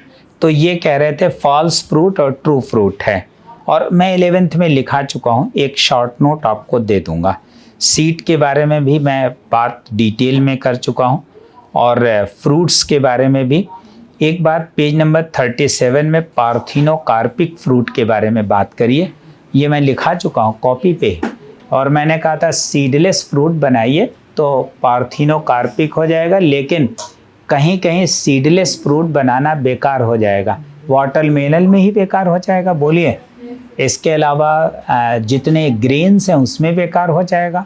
इसके अलावा लीची में, राइट ना, तो और जहाँ कहीं पे भी पोमग्रेनेट में इट इज़ यूजलेस, तो यूजलेस हो जाएगा। और ये था एक बात और इम्पोर्टेंट, अरे मैंने लिखाया है 1 दर्जन नाम, 1 दर्जन नाम लिखा है।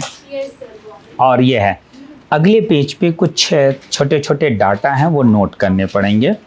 पेज नंबर 38 पे, पेज नंबर 38 पे ज़्यादा बोलोगे तो अभी हम नीचे फेंक देंगे। हैं? नहीं, पंखा नहीं है वो, ऑब्जेक्ट ही तो फेंकना है, नीचे जाना। अच्छा, each and every object want to be down, क्यों? To become more stable, to become more, to lose their energy, energy lose करने के लिए, राइट ना।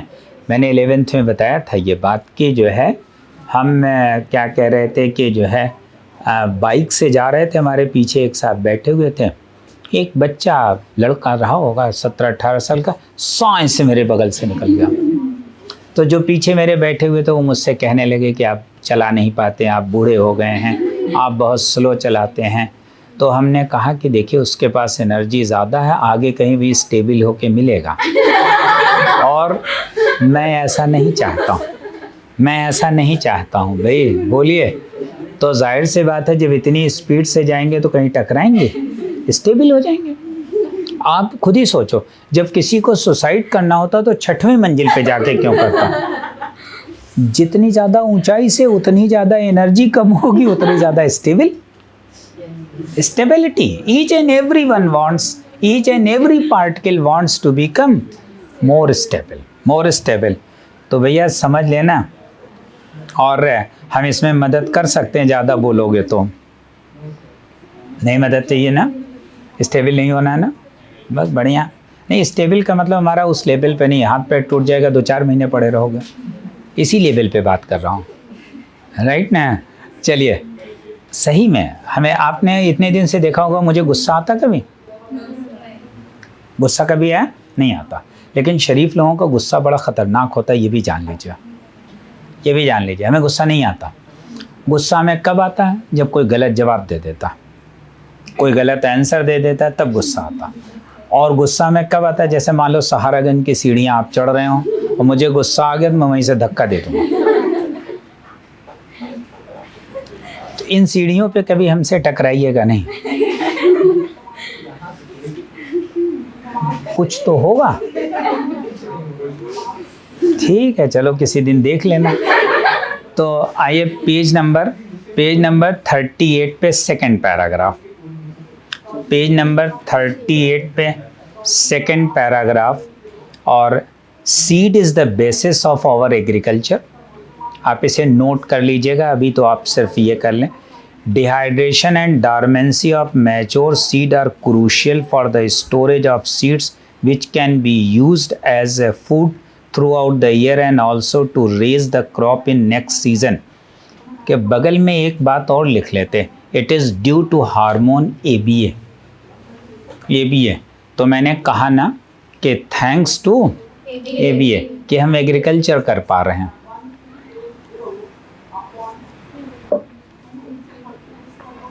इसके अलावा अगले उसमें लिखा हुआ है, अगले में लिखा हुआ है कि वायबिलिटी कितनी हो सकती है, वायबिलिटी कितनी हो सकती है। तो आप एक कॉपी पे लिख लेते कि viability of a seed remains, viability of seed remains, viability of seed remains for 2 to 3 years normally, for 2 to 3 years normally 2 से 3 साल होती है, sorry 2 to 5 years normally, 2 to 5 years normally। Viability seed की normally कितनी?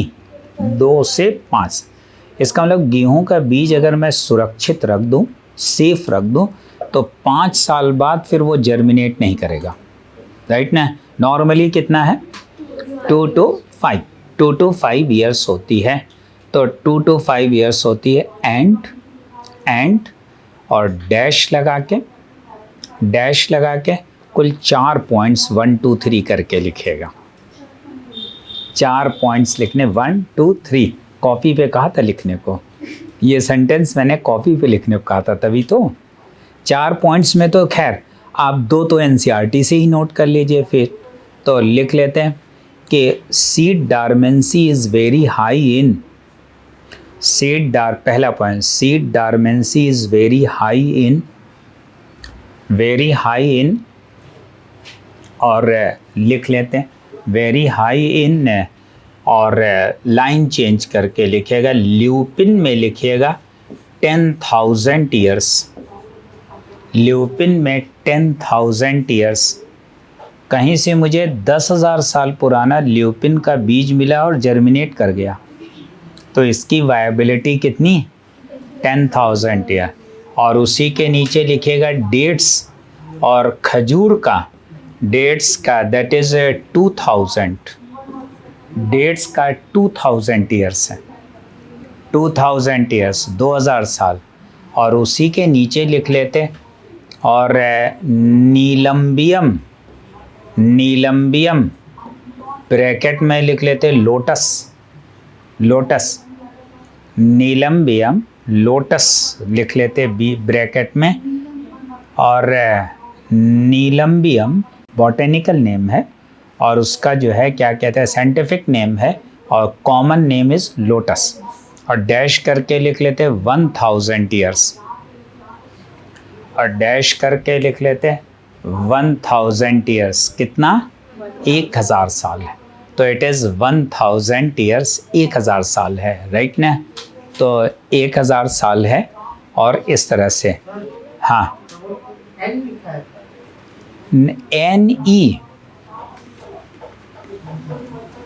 NE नीलम्बियम, right ना, नीलम्बियम। एक और दूसरा पॉइंट लिखते हैं, दूसरा पॉइंट लिखे,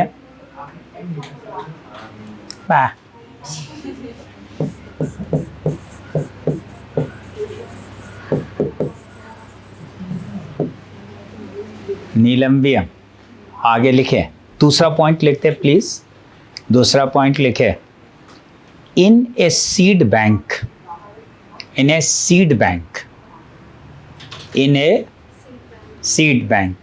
सीड बैंक में तो आपने कहा था कि हम बीज रखेंगे, तो क्या 10 साल 20 साल 25 साल रख पाएंगे?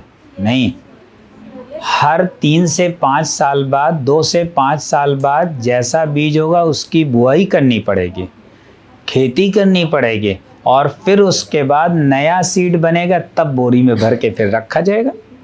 एक बार रख देंगे तो 10 20 50 साल थोड़ी चलेगा, फिर 5 साल से ज़्यादा तो चलेगा ही नहीं।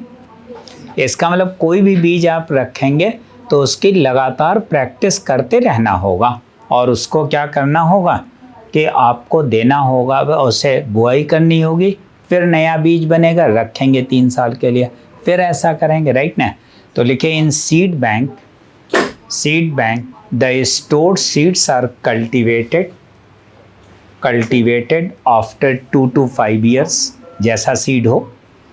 The stored seeds are cultivated after 2 to 5 years, cultivated after 2 to 5 years, 2 से 5 साल में कल्टिवेट करते हैं।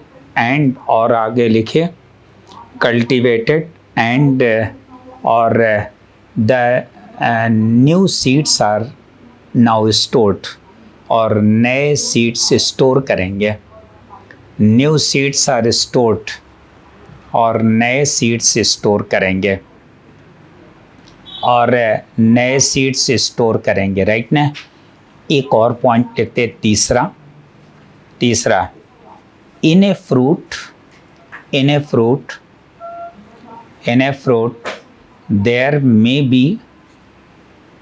may be large number of seeds, किसी फ्रूट में कम मिलते हैं, किसी फ्रूट में ज़्यादा मिलते हैं, राइट ना।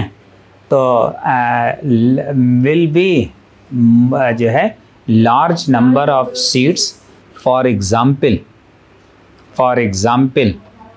और 4 नाम लिखे हुए हैं, देख लेते हैं।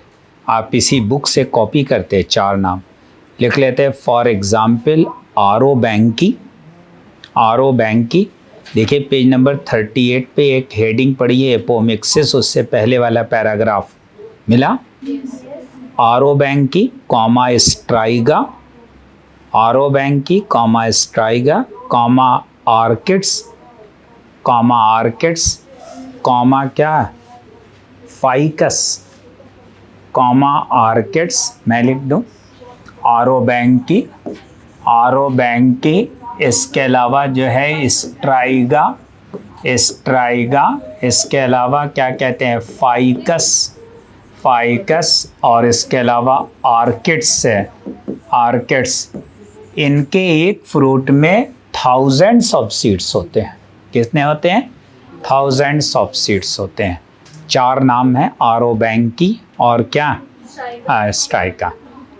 चौथा पॉइंट बहुत important, in some plants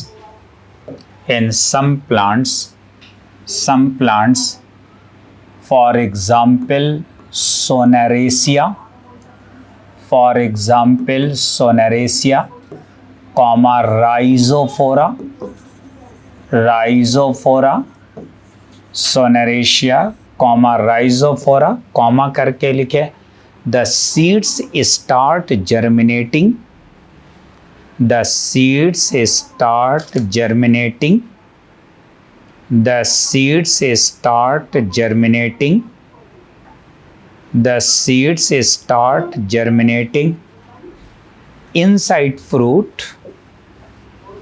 inside fruit seeds start germinating inside fruit while intact on plant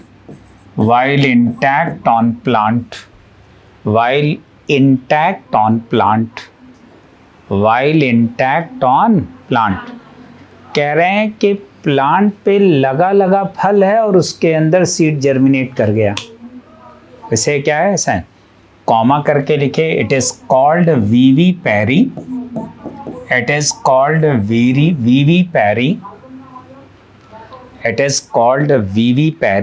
इसे क्या कहते हैं? वीवी पैरी कहते हैं।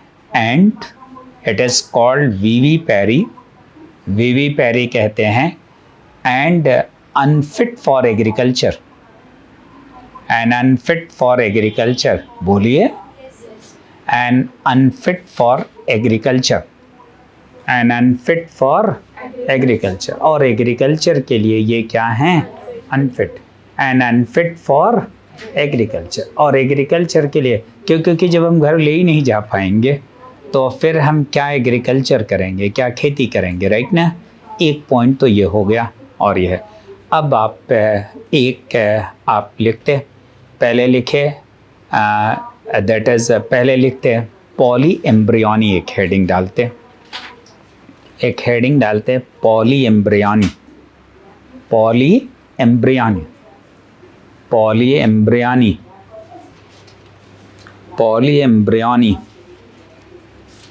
और डैश करके लिखते polyembryony. Normally in a seed polyembryony पे बात कर रहे थे। नॉर्मली इन ए सीड, एक सीड के अंदर, normally in a seed there are one embryo. Normally in a seed there are one embryo from one zygote. एक ही पॉलन ट्यूब तो अंदर आई थी, एक ही जाइगोट बना, एक ही एक सेल थी। देयर इज क्या लिखा आपने? Normally one embryo inside a seed from one zygote. एक जाइगोट एक एम्ब्रियो, राइट ना। बट डैश करके आपको 3 पॉइंट्स लिखने हैं। पहला लिखे sometimes zygote divides zygote divides and sometimes zygote divides and the two cells are separated. वो जो CA-CB थी दोनों अलग हो गए. The two cells are separated forming two different embryos. दोनों अलग हो गए, दोनों अलग अलग एम्ब्रियो बनाने लगे. Forming two different embryos. बोलिए. Forming two different embryos. दो एम्ब्रियोज बन गए. तो called cleavage polyembryony. Called cleavage polyembryony. क्या कहते हैं इसको? क्लीवेज की वजह से जाइगोट तो एक ही बना था, लेकिन क्लीवेज की वजह से सेल्स क्या हो गई? दो, और दोनों अलग होके दो जाइगोट बना लिया, दो एम्ब्रियो बना लिया, राइट ना? Cleavage. But due to lack of fruit, due to lack of food,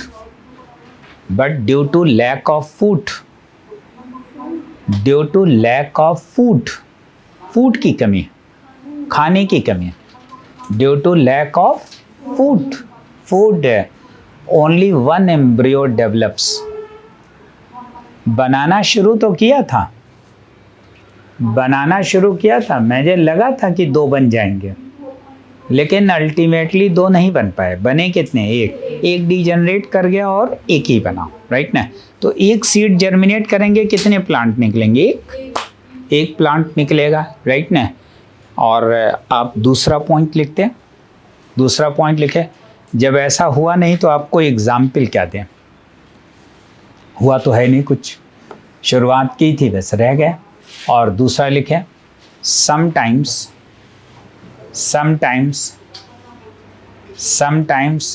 more than one zygote are formed. Sometimes more than one zygote are formed. आप कहोगे ऐसा कैसे हो पाएगा? ऐसा कैसे हो पाएगा बोलिए? हो सकता है दूसरा वाला मेल गैमीट सेकेंडरी न्यूक्लियस के बजाय जाके टकराया हो किससे? Antipodal cells. तो दो जाइगोट बन जाएंगे. Sometimes two zygotes are more than one zygote are formed and each starts developing into embryos. Each starts developing into embryos called potential polyembryony. Called potential polyembryony. Called potential polyembryony. Called potential polyembryony. क्या कहते हैं इसको? Called potential polyembryony. Polyembryony. But लेकिन आप कहोगे फिर वही लिखना होगा क्या? But due to lack of food only one develops into mature embryo. But due to lack of food only one develops into mature embryo. तो आप कहोगे पॉलीएम्ब्रियानी हुई कहाँ? राइट ना? पॉलीएम्ब्रियानी का मतलब तो तब था जब कई जो है कि क्या बने? एम्ब्रियोज बने. ओके, एम्ब्रियोज बने. और इस तरह से आगे आप लिखते हैं. आप मुझे लगता है कि तीसरा लिख लेते हैं. एडवेंटिव पॉलीएम्ब्रियानी.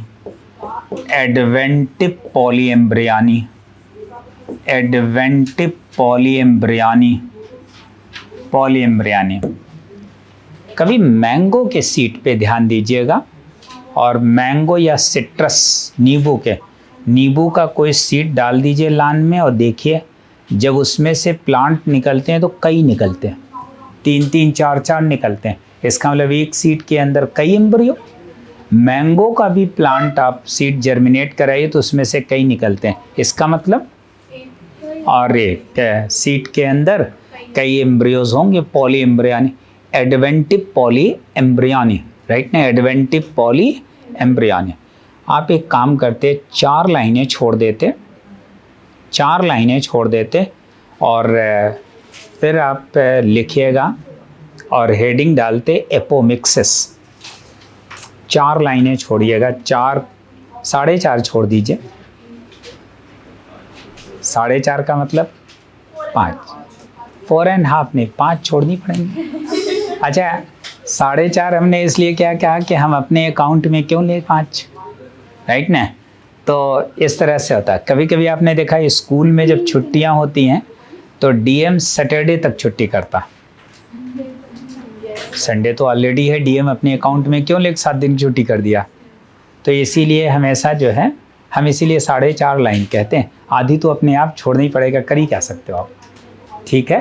तो आगे आप क्या हेडिंग डाली आपने? एपोमिक्सिस। ये शुरू में कहीं बताया? शुरू में ये बताया, हाँ, लेकिन यहाँ मैं जिस सेंस में कहने जा रहा हूँ उसी सेंस में कह रहा हूँ, राइट ना। उसी सेंस में कह रहा हूँ कि कभी आप लोगों के साथ ऐसा होता है, स्कूल के सामने छोटे छोटे समोसे बेचते रहते हैं। सीएमएस के सामने तो मैंने देखा, बोलो भाई। और तो वो छोटे छोटे समोसे बेचते रहते हैं और काफ़ी देर से बना के रखे रहते हैं। जब उनसे कहो ताज़ा दो तो जानते क्या करते हैं, वो अपनी स्टोव जलाते हैं, गैस जलाते हैं, और गैस जलाते हैं, फिर उसमें ऑयल डालते हैं, कढ़ाई रखते हैं, और फिर धीरे से वही पुराने वाला उठा के दे देते हैं। इसका मतलब क्या हुआ, वो इतना नाटक क्यों कर रहा था, पहले ही दे देता। वो ताज़ा समोसा बनाने की मिमिक्री कर रहा था। देना तो उसे वही पुराना था, देना तो उसे। आप लोग तो ठेले पे चाय पीने नहीं जाते, हम लोग तो अक्सर जाते हैं। उससे कहते हैं ताज़ी चाय पिलाओ, हाँ, हम उससे कहते हैं ताज़ी पिलाओ तो कहता है अभी बढ़िया बनाते हैं। स्टोव जलाएगा, बर्तन धुलेगा, ये है वो है, और थोड़ी सी नज़र इधर गई नहीं कि पुरानी वाली दे दिया उठा के। तो इट मिमिक्स, मिमिक्री, मिमिक्स का मतलब, एक और अच्छा सा एग्जाम्पल दो मिमिक्स का। आप जब एनसीईआरटी की किताब लेके टीवी के सामने बैठते हैं, नहीं, ऐसा लगता है कि आप पढ़ रहे हैं, बोलिए, ऐसा लगता है कि पढ़ रहे हैं, that is called mimics, right ना। तो अब सुनिए क्या हुआ। ये एक प्लांट का ओव्यूल है, ओव्यूल है, ये इसका एम्ब्रियोसैक है, सॉरी, ये इसका न्यूसेलस है, ये इसका न्यूसेलस है। ये न्यूसेलस कैसा है भाई, बोल दीजिए, 2n न्यूसेलस है। इसमें से एक सेल ने मियोसिस करके ये एम्ब्रियोसैक बनाया। आप कहोगे तैयारी तो चल रही है सेक्सुअल रिप्रोडक्शन की, नहीं, उधर से पॉलन ट्यूब भी आ गई, पॉलन ट्यूब भी आ गई, फर्टिलाइजेशन के लिए भी रेडी है, राइट ना।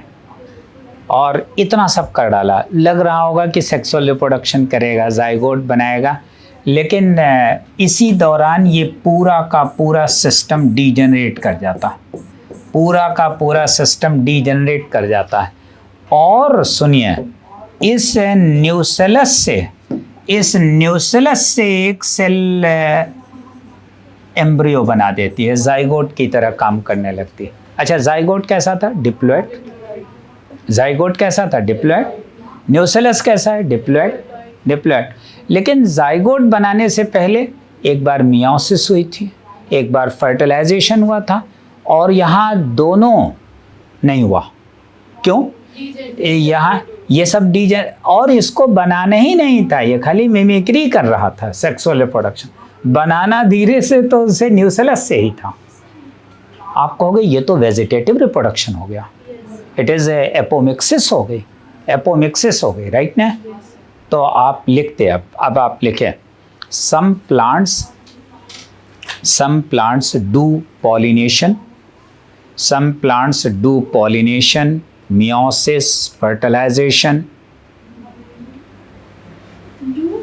do pollination, meiosis, fertilization, meiosis, fertilization, that is all steps of, that is all steps of sexual reproduction, but their zygote degenerates, और उनका zygote degenerate कर जाता, but their zygote degenerates, बोलिए, degenerates without forming embryo, और embryo नहीं बना के degenerate कर जाता, एम्ब्रियो ना बना के क्या है, डीजेनरेट कर जाता है, राइट ना। फुल स्टॉप करके लिखे, in such plants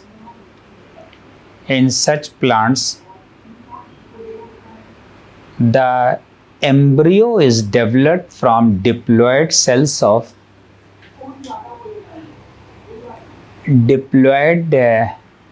embryo is developed from बोलिए किससे, diploid cells of nucellus,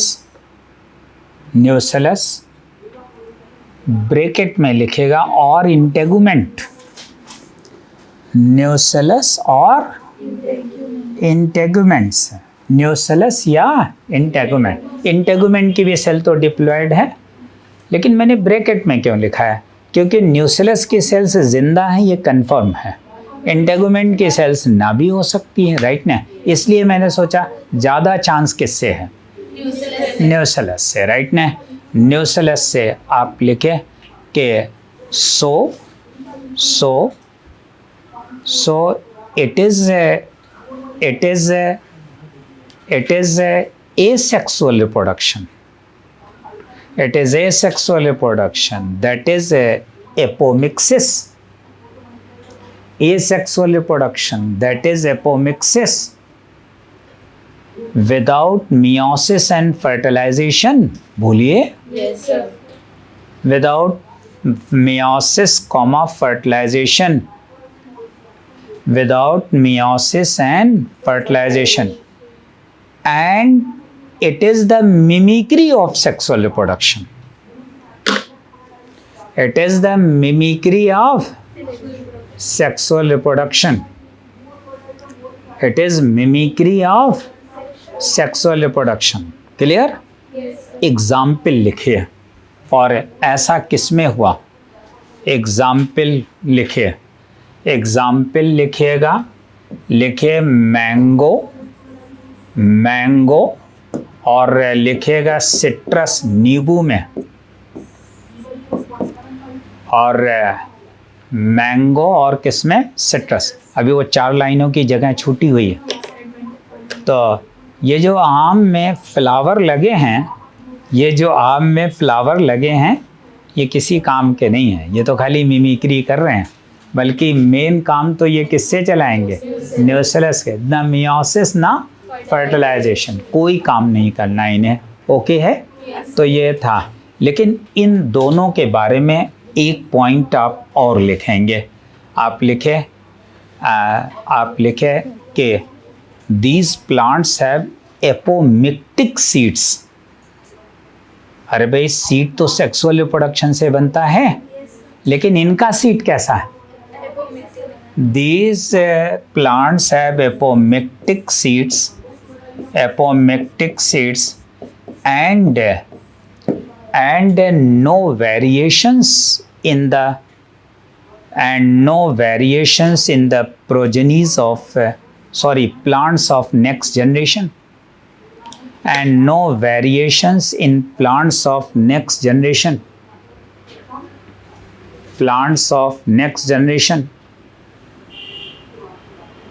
and the superiority is maintained.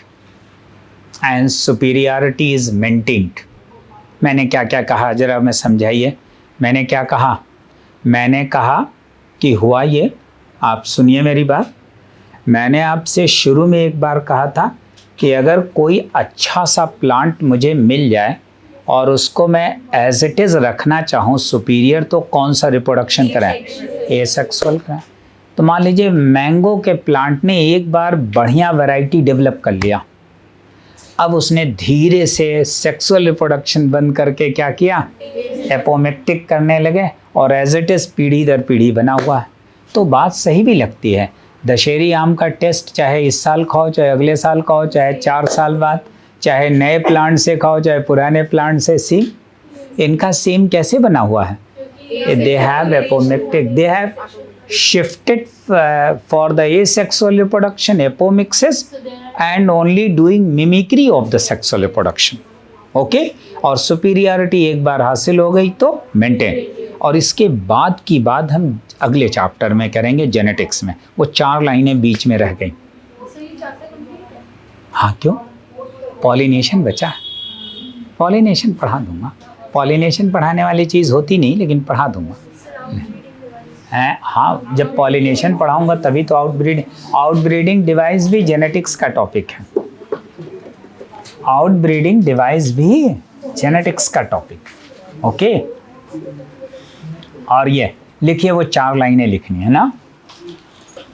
बोलो बे, आप लिखे एडवेंटिव पॉलीएम्ब्रियानी लिख रहे थे ना। इन mango and citrus, in mango and citrus, इसीलिए मैंने 4 लाइनें छोड़ के पहले ये लिखा दिया था। ये बात किसकी है? In mango and citrus, since many nucellus cells are present, since many nucellus cells are present. भाई, एक सीड में एक जाइगोट, एक एम्ब्रियो। बोलो भाई, लेकिन अगर जाइगोट से नहीं बनाना है, न्यूसेलस से बनाना है, तो न्यूसेलस की तो ढेर सारी सेल्स हैं। Since many cells of nucellus are present, so many embryos can be formed. So many embryos can be formed. बोलो भाई। So many embryos can be formed. और कई एम्ब्रियोज बन सकते हैं। बोलिए। So many embryos can be formed. और कई एम्ब्रियोज बन सकते हैं, राइट? और कई एम्ब्रियोज बन सकते हैं। क्या मैं सही कह रहा हूँ? Many embryos can be formed, और बन सकते हैं, राइट ना? तो कई एम्ब्रियोज बन सकते हैं, राइट? और ये और कॉल्ड एडवेंटिव पॉलीएम्ब्रियानी। ये सवाल आपसे पूछा जाएगा, एडवेंटिव पॉलीएम्ब्रियानी में कई एम्ब्रियोज कहाँ से बने? न्यूसेलस या इंटेगुमेंट? न्यूसेलस। वैसे पहला आंसर क्या होगा? न्यूसेलस। कुछ कहना चाह रहा हूँ? एडवेंटिव पॉलीएम्ब्रियानी, एडवेंटिव पॉलीएम्ब्रियानी ना, तो एडवेंटिव। मैंगो रियली मुझे अब हमसे पूछा जाएगा पॉलीएम्ब्रियानी किस में पाई जाती है? बाकी सब में तो मिली नहीं। किस में? Mango and citrus. कैसी पॉलीएम्ब्रियानी है? Adventive poly. This adventive polyembryony में the zygote develops by apomictic method. कैसे? न्यूसेलस और nucellus and integument. Integument second option होगा, पहला ऑप्शन मेरा क्या है? न्यूसेलस से। क्या मैं सही कह रहा हूँ? बोलते जाइए। क्लियर ना? और जो लास्ट पैराग्राफ लिखा उसमें सुपीरियरिटी, हाइब्रिड, वाइगर, हेट्रोसिस, ये सारे शब्द जेनेटिक्स के हैं। और अगले टर्न पे हम थोड़ा सा पॉलिनेशन पे डिस्कशन करेंगे, and then we will start the genetics.